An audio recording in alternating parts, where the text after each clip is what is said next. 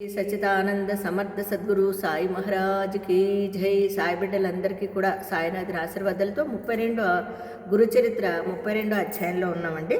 నిన్న చూశారు కదా, ఆమెని ఆశీర్వదించి స్వామి వెళ్ళిపోతారు. అప్పుడు సావిత్రి అచ్చటి వేద పండితులందరినీ పిలిపించి ప్రాయచిత్తాలు చేయించి స్నానము చేసి పసుపు పారాణి కుంకుమలతో అలంకరించుకుని శవాన్ని నది వద్దకు మోయించుకుపోయింది. తాను అగ్ని పట్టుకుని శవానికి ముందు నెమ్మదిగా నడిచి వెళ్ళింది. మహాసౌందర్యవతి అయిన ఆమె అంత చిన్న వయసులో మహాలక్ష్మిలా అలంకరించుకుని సహగమనం చేసుకోవడానికి వెళ్తుందని తెలిసి గ్రామంలోని స్త్రీలు పురుషులు ఆమెను చూడ్డానికి కొన్ని వేల మంది వచ్చారటండి. వారిలో కొందరు ఆమెను చూచి, అయ్యో, ఏ సుఖము ఎరుగని చిన్న వయసులో ఒక బిడ్డనైనా కలగకముందే చావంటే కించిత్తు కూడా భయం లేకుండా ఎంత ధైర్యంగా వెళుతుంది అని ముక్కున వేలు వేసుకున్నారట.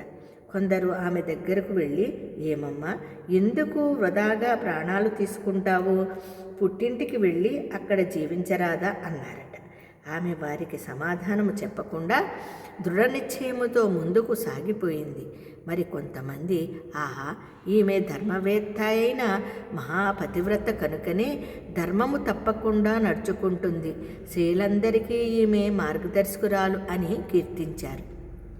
చివరకు అలాగే అందరూ నది ఒడ్డుకు చేరి శవాన్ని దించి చితిపేర్చారు. అప్పుడు సావిత్రి అక్కడకు చేరిన సువాసినులందరికీ వాయనాలు, సద్బ్రాహ్మణులకు దండిగా దక్షిణలు సమర్పించి వారందరికీ నమస్కరించి ఉత్సాహంతో అందరితో ఇలా చెప్పింది, తల్లులారా, విప్రోత్తములారా, ఇదే మీ అందరి వద్ద సెలవు తీసుకుంటున్నాను.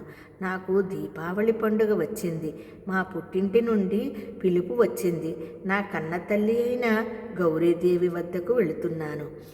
అక్కడ మా వాళ్ళందరితో కలిసి పార్వతీ పరమేశ్వరులన్నిద్దరినీ పూజిస్తూ ఉంటాను అని చెప్పింది. తర్వాత తనకు తోడుగా వచ్చిన వారితో ఇలా చెప్పిందటండి, మీరు బాధపడతారెందుకు?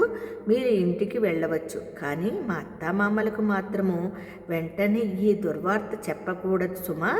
చెబితే ఆ వృద్ధులు ప్రాణాలు వెంటనే పోతాయి. వారిని చంపిన పాపం మీకు చుట్టుకుంటుంది. కనుక మేమిద్దరము శ్రీగురు సన్నిధిలో సుఖంగా ఉన్నామని అచ్చటి వారందరికీ చెప్పండి. అప్పుడు ఆమె యోగీశ్వరుడు చెప్పినట్లు శవానికి రుద్రాక్షలు అలంకరించి అచ్చటి విప్రులతో, అయ్యలారా, నేను శ్రీగురు దర్శనము కోసం వచ్చాను కనుక వారిని దర్శించి వచ్చి సహగమనము చేయడం నా ధర్మమని తోస్తున్నది.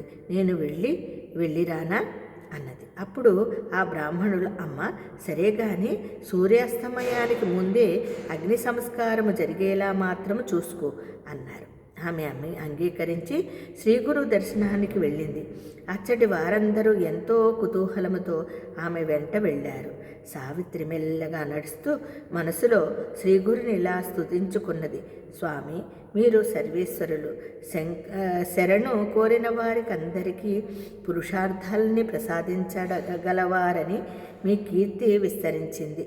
త్రిగుణాతీతులైన త్రిగుణాలను దర్శించి సృష్టి స్థితి లయాలను చేసే త్రిమూర్తి స్వరూపమే మీరు. మీ వల్ల కానిదేమున్నది? కర్మసూత్రాన్ని అమలుపరచి దండించదగిన వారిని దండించే కర్మఫల ప్రదాతలు మీరే. మీరు భక్తులకు పాలిట కల్పవృక్షమని విని నా భర్తను బ్రతికించుకుని సంతానము పొందాలని ఇంత దూరం నడిచి మీ వద్దకు వచ్చాను.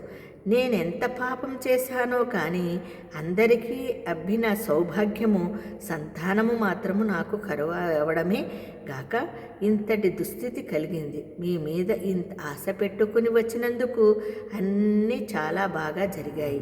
మిమ్మల్ని ఆశ్రయించిన వారికి మీరు ప్రసాదించేది ఏమిటో బాగా తెలిసింది. ఈ లోకంలో వ్యాపించిన మీ కీర్తిని పరలోకానికి కూడా తీసుకుపోదలచి నా భర్తతో కలిసి వెళ్ళబోతున్నాను అందటండి సావిత్రి. జై గురుదత్త, శ్రీ గురుదత్త.